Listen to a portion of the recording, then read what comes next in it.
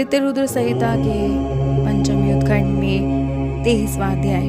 विष्णु द्वारा माया उत्पन्न कर वृंदा को स्वप्न के माध्यम से मोहित करना और स्वयं जलंधर का रूप धारण कर वृंदा के पतिव्रत का हरण करना। वृंदा द्वारा विष्णु को श्राप देना तथा वृंदा के तेज का पार्वती में विलीन होना। व्यास जी बोले, हे सनत कुमार, हे सर्वज्ञ, हे वक्ताओं में श्रेष्ठ, अब आप बताइए कि विष्णु ने वहां जाकर क्या किया और उस स्त्री ने अपने धर्म को कैसे छोड़ा। सनत कुमार बोले, दैत्य जलंधर के नगर में जाकर विष्णु वृंदा के पतिव्रत धर्म को नष्ट करने का विचार करने लगे। मायावियों में श्रेष्ठ उन्होंने वृंदा की स्वप्न दिखाया और स्वयं अद्भुत रूप धारण करके उसके नगर के उद्यान में स्थित हो गए। तब उसकी पतिव्रता पत्नी देवी वृंदा ने विष्णु की माया के प्रभाव से रात्रि में दुस्वप्न देखा।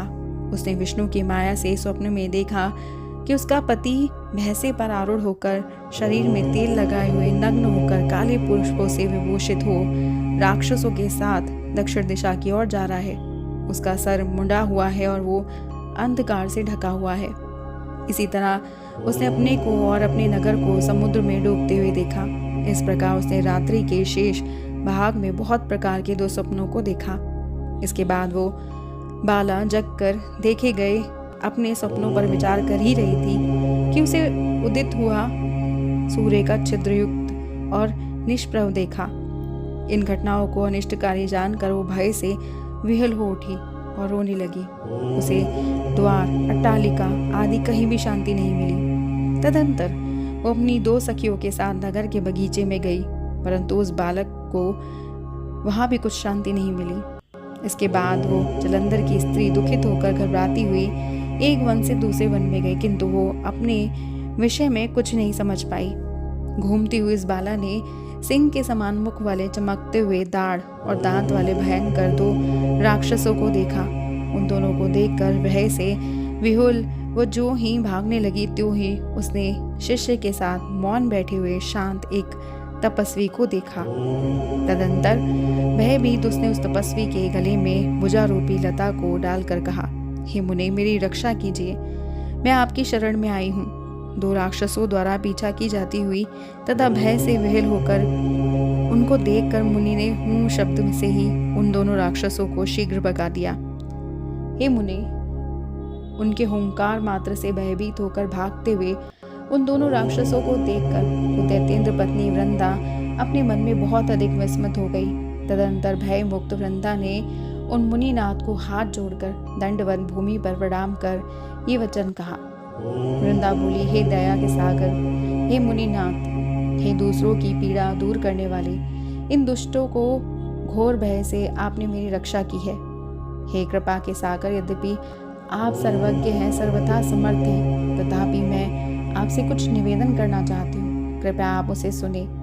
हे प्रभु, मेरे स्वामी जलंधर रुद्र से युद्ध करने गए हैं, वे वहाँ युद्ध में कैसे हैं? हे सुव्रत, आप उसे मुझसे कहिए। सनत कुमार बोले, उसके वाक्य को सुनकर कपट करके मौन बैठा हुआ तथा स्वार्थ को सिद्ध करने में कुशल वो मुनि कृपा करके ऊपर की ओर देखने लगा। उसी समय दो बंदर आए और उसको प्रणाम कर सामने खड़े हो गए। इसके बाद उनकी भौं के इशारे से नियुक्त होकर वे काश की ओर चले गए। हे मुनीश्वर, आधे क्षण में ही लौटकर जलंधर के मस्तक, धड़ और दोनों हाथों को लेकर वे उसके सामने खड़े हो गए। वो वृंदा सिंधु नंदन जलंधर के सर, धड़ और दोनों हाथों को देखकर पति के दुख से दुखित तथा मूर्छित होकर भूमि पर गिर पड़ी और विलाप करने लगी। वृंदा बोली, हे प्रभु, जो आप पहले सुख की बात सुनाकर मुझे प्रसन्न किया करते थे, वही आज आप अपनी निपराध पत्नी से बोलते क्यों नहीं है? अहो, जिन्होंने पहले गंधर्वों के साथ विष्णु और देवताओं को पराजित कर दिया था, वे ही त्रिलोक्य विजयी आज एक तपस्वी से कैसे मारे गए? हे दैत्य श्रेष्ठ, मैंने आपसे पूर्व में कहा था कि शिव पर ब्रह्मा है, परंतु आपने रुद्र के तत्व को न जानकर मेरे उस वाक्य को स्वीकार नहीं किया। आपकी सेवा के प्रभाव से मैंने जान लिया था कि आप कुसंग के वशीभूत होकर गर्व के कारण मेरी बात नहीं मान रहे हैं। अपने धर्म में परायण जलंधर की पत्नी इस प्रकार कह कहकर दुखित हृदय से अनेक प्रकार से विलाप करने लगी। तदंतर दुख से उच्छ्वास छोड़ती हुई वो धैर्य धारण कर वो वृंदा उन मुनि श्रेष्ठ को प्रणाम कर हाथ जोड़कर बोली, हे कृपानिधे, हे मुनि श्रेष्ठ, दूसरे का उपकार करने में ही आपका आदर है, इसलिए मुझ पर कृपा करके साधु मेरे स्वामी को आप जीवित कर दें। हे मुनीश्वर, मैं समझती हूँ कि आप पुनः इनको जीवित करने में समर्थ हैं, इसलिए मेरे प्राणनाथ को आप जीवित कर दे। सनत कुमार बोले, इस प्रकार कहकर पतिव्रत धर्म में तत्पर वो दैत्य पत्नी दुख से श्वास छोड़ती हुई उनके पैरों पर गिर पड़ी। मुनि बोले, ये युद्ध में रुद्र के द्वारा मारा गया है, इसलिए इसको जलाने में मैं समर्थ नहीं हूँ, क्योंकि रुद्र के द्वारा युद्ध में मारा गया व्यक्ति कभी जीवित नहीं होता। तथापि शरणागत की रक्षा करनी चाहिए, इस शाश्वत धर्म को जानता हुआ मैं कृपा से युक्त होकर इसे जीवित कर देता हूँ। सनत कुमार बोले, हे मुने, सभी मायावियों में श्रेष्ठ मुनि रूपी विष्णु ऐसा कहकर उसके पति को जीवित करके वहां से अंतर्ध्यान हो गए। उनके द्वारा जीवित समुद्र पुत्र जलंधर भी शीघ्र उठकर प्रसन्न मन से वृंदा का आलिंगन कर उसके मुख का स्पर्श करने लगा। पति को देखकर वृंदा ने हर्षित मन से सभी प्रकार के शोक का परित्याग कर दिया और इस घटना को स्वप्न के समान समझा। वो प्रसन्न चित्त से काम का उदय होने पर उस वन के मध्य में उसके साथ बहुत दिनों तक विहार करती रही। एक बार सहवास के अंत में उसको विष्णु के रूप में जानकर क्रोध से युक्त होकर फटकारती हुई वृंदा ये वचन कहने लगी। वृंदा बोली, अरे पर स्त्रीगामी हरि, तुम्हारे इस प्रकार के चरित्र को धिक्कार है। मैंने तुमको अच्छी प्रकार से जान लिया है। तुमने ही माया का आश्रय लेकर तपस्वी का वेश धारण किया था। सनत कुमार बोले, हे व्यास, पतिव्रत परायण उस वृंदा ने ऐसा कहकर क्रोध युक्त होकर अपने तेज को दिखाते हुए विष्णु को श्राप दिया। अरे महाधम, दैत्य शत्रु, तुम दूसरों के धर्म को दूषित करने वाले हो, इसलिए अरे शट, सभी प्रकार के विषों से तीव्र मेरे द्वारा दिए गए शाप को ग्रहण करो। तुमने अपनी माया से जिन दो पुरुषों को दिखाया था, वे ही दोनों राक्षस बनकर तुम्हारी पत्नी का हरण करेंगे।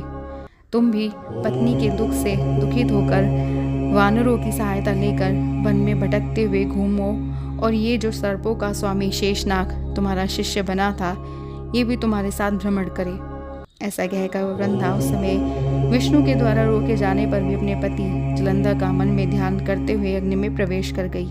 हे मुने, उस समय उसकी उत्तम गति को देखने वाली इच्छा वाले ब्रह्मा आदि सभी देवता अपनी भार्याओं के साथ आकाश मंडल में स्थित हो गए। उस समय दैतेंद्र पत्नी की वह नरम ज्योति देवताओं के देखते देखते ही शीघ्र अदृष्ट हो गई और शिवा पार्वती के शरीर में उस वृंदा का तेज विलीन हो गया। उस आकाश में स्थित देवताओं ने जय जय की ध्वनि की। हे मुने, इस प्रकार कालनेमी की श्रेष्ठ पुत्री महारानी वृंदा ने पतिव्रत के प्रभाव से परामुक्ति को प्राप्त किया। उस समय हरि ने उसका स्मरण कर उसकी चिता की भस्म धूलि को धारण किया। देवता और सिद्धों के ज्ञान देने पर भी उनको कुछ शांति नहीं मिली और वे वहीं पर स्थित हो गए। इस प्रकार श्री शिव महापुराण के अंतर्गत आदित्य रुद्र संहिता के पंचम युद्धखंड में जलंधर वधोपाख्यान के अंतर्गत वृंदापति व्रत भंग और दैत्य त्याग वर्णन नामक 23वां अध्याय पूर्ण हुआ। हमारा अगला अध्याय है दैत्यराज जलंधर तथा भगवान शिव का घोर संग्राम। भगवान शिव द्वारा चक्र से जलंधर का सिर छेदन, जलंधर का तेज शिव में प्रविष्ट होना, जलंधर वध से जगत में सर्वत्र शांति का विस्तार नामक 24वां अध्याय। और इसे जानने के लिए सब्सक्राइब कीजिएगा हमारे YouTube channel voice of tales को। हमारी वीडियो को लाइक शेयर सब्सक्राइब करना मत भूलिएगा। हर हर महादेव।